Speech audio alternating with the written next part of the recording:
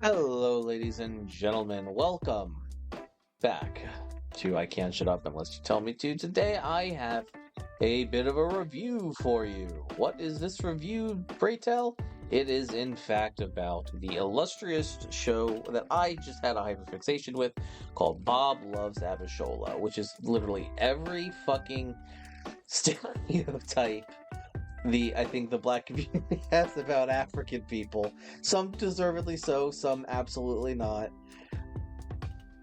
All kind of wrapped up into a show about interracial dating, which is, it's at the end of the day, it's an adorable show, and I think it's really, really great, despite how harsh the portrayal of I think African culture is. But what the fuck do I know? I'm a white guy. Well, I'm not. I can tell it's satirized. I'm not using this as my basis of understanding, but I sure as shit know that probably not the most accurate depiction. The show is a cute show about a hardworking nurse by the name of Abishola. Who the show starts with the principal with the two protagonists, Bob and Abishola. Bob is a overweight therapeutic sock salesman who runs a company, who has a heart attack. And he wakes up in the middle of the night after being wheeled in and sees Abishola, the principal love interest, and says some corny line about her being an angel or something. And he's just so smitten with her by his interactions that he told her he was going to bring her some socks because he saw her footwear and said she deserves better. And he did. And his creepo ass came to her house. I'm just spoiling the pilot here. Don't worry, I'm not going to spoil the rest of the show. I'll be talking in broad strokes. I'm up to date on on 4 seasons. Here we get to meet who I feel is the two people who I feel like are part kind of the core of the show, who outside of the principal actors, and that is Auntie Olu and Uncle Tundi. And Tundi is my favorite. He's fucking hilarious. He's great. And they basically are trying to set their niece up with they're basically trying to set their niece up with Bob, because he's a rich white man and that owns a company and shit, and he's courting her. And Bob is very much of the mindset like, yo, I don't want to date her if she wants nothing to do with me. And they just kind of over time just end up doing the thing where she just starts having horny dreams and shit about him, and just ends up giving into him because the plot must go on. But broadly speaking, once they start actually dating and their relationship starts cultivating, aside from a lot of the African stereotypes, it's, I think, pretty wholesome, all things considered. Abishola has a son, Dele, and I think that kind of experience, and I think I don't know if it's exaggerated or not, but I will say that that I think for a lot of the stories I hear from kids of immigrants, because my parents loved me, and they also showed the fact that they loved me by telling me they loved me, and that's one thing I've noticed from a lot of friends and associates I've known who have upbringing in immigrant households. That level of affection really ain't there, and that is on full display with Dele. He is told that he is going to be a doctor. He doesn't have a choice in the matter. If that doesn't pan out, he is to be a lawyer. And he, and he ends up trusting Bob on some level, to be more open about his feelings, because his feelings are kind of negated and, erased at home. And Bob says at one point later in the show, how often do you talk to your mother? And Abishola says, she calls me every day. And he asks, how often do you pick up? And she says, once a week.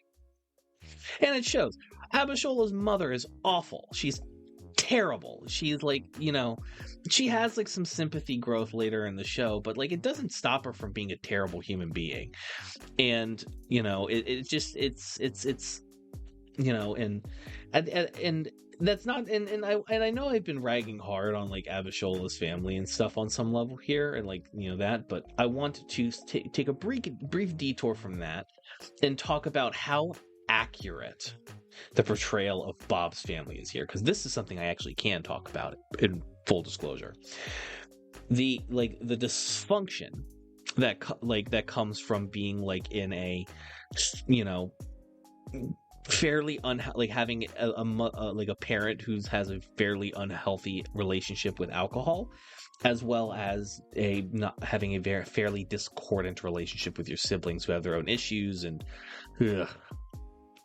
now, while these are obviously very wealthy white people, the general dysfunction and it strikes home for me. Seeing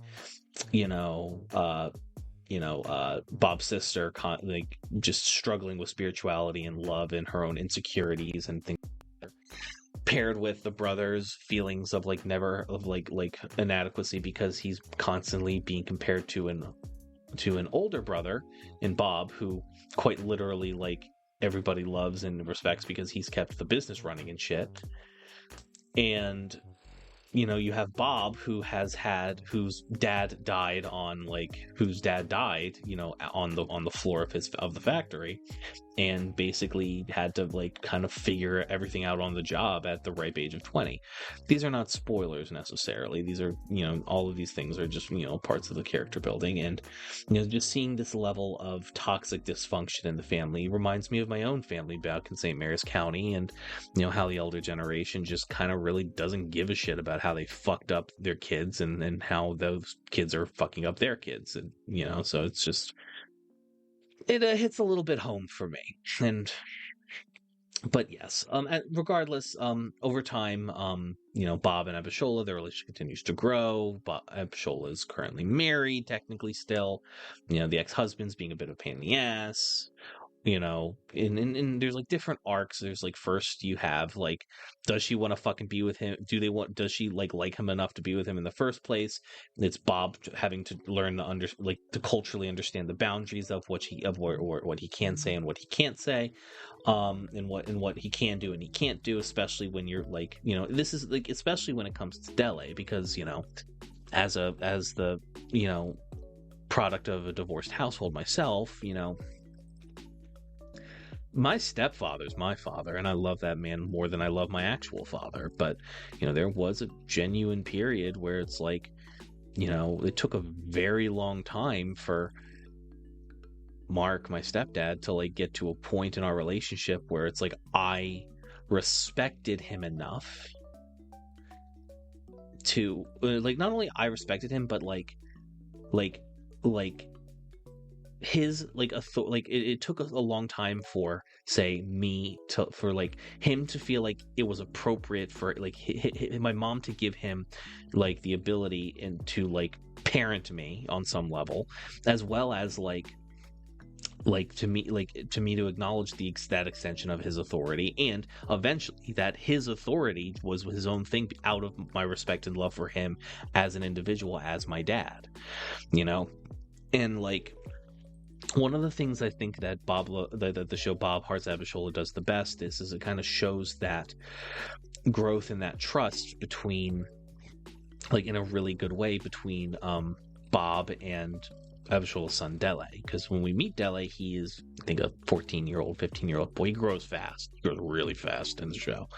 But and I kind of see that reflection, where it's just he's not trying to be my friend, but he's also trying to be someone. He's also trying to build trust, and and that trust, and there's a fine line between not going behind Abishola's back, but also making sure that Dele is felt heard, and that and that's a super fucking delicate line that not a lot of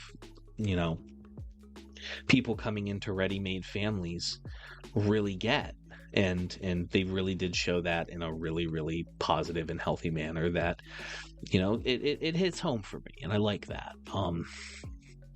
It made me miss my stepdad a lot. I shot him a text during some of those scenes. Miss him a bunch. But as for the rest of the show, it's you see kind of like a wild and incredible transformation in the actor that plays Bob. I forget his freaking name, but he ends up losing a shit ton of weight over the course of the show, mainly because he has a wife now who met him when he had a heart attack because he had a very unhealthy relationship with food. And it's really cool to just see like both the physical and emotional transformation of these characters in real time on the show, not just of Bob, but also like Abishola, not like becoming more, at least like with the stereotypical like example of like Niger, like a Nigerian mother, like not having a lot of like you know uh time for emotions and love and empathy and stuff like that, which is I think the stereotype that they were rolling with the show. One of the things that I will say that they did, I think, remarkably well was kind of just seeing her evolution into having a more healthy relationship with work. Bob very much like at a certain point in the show kind of wanted to hang back and not be as present in the business, and in that kind of catalyst of him not being at work for 14 hours a day helped, I think, not just Abishola, but just like everybody in having like Bob's family and Abishola's family kind of meld together and come together like Voltron. Really, I apologize if you guys hear it in the background, but my girlfriend's, where I'm recording this, my girlfriend's window is right by the fucking tracks on the CTA.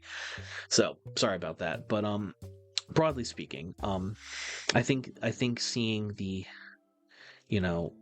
cultures collide of like an immigrant African family with like a white suburban family, and just seeing those kind of like mesh together in a very healthy, often unproblematic way is one of the things that they will kind of like like, for example, like the wedding that Bob had with Abishola was a traditional Nigerian wedding with garb and everything, and and it's I think some I think there's gonna be some pasty like liberals that look like me that aren't happy with it because they conflate appreciation with appropriation. But I think at the end of the day, I think the show handles I think one of the things that I think the show does really well is that like the white people in the show know they're white and they're not trying to be something different. It is very much like households coming together. And one of the things that I really, really like about as Bob and Abishola start building a household together, and she starts decorating his house, is that you don't just see the Nigerian influence, you actually see the Abishola's influence, because it's not just like a bunch of like fucking African patterns and stuff like that. It's really not. It's that Abishola's character has very very worldly traveled, and there like one of the things that she really wanted was this abysmally awful couch that like everybody hated, but everybody just came to like get used to and like.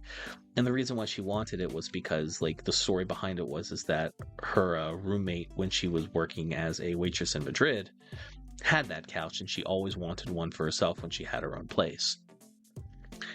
And at the end of the day, it's it really does go like and there's little things like that just really go to show that the show does a really good job of like not making stereotypes out of people. Maybe initially in the initial opening hours and episodes, like there's some stereotypes, but as the show continues to progress, like stereotypes sort of break down, and the writing gets smarter and the writing gets better, and you start seeing these characters as like fully fledged individuals with their own diverse wants, needs, hopes, dreams, and things of that nature. And I'm not just talking about Auntie Olu, Uncle Tundi, the parents, Bob's family, Dele, Bob and Abishola.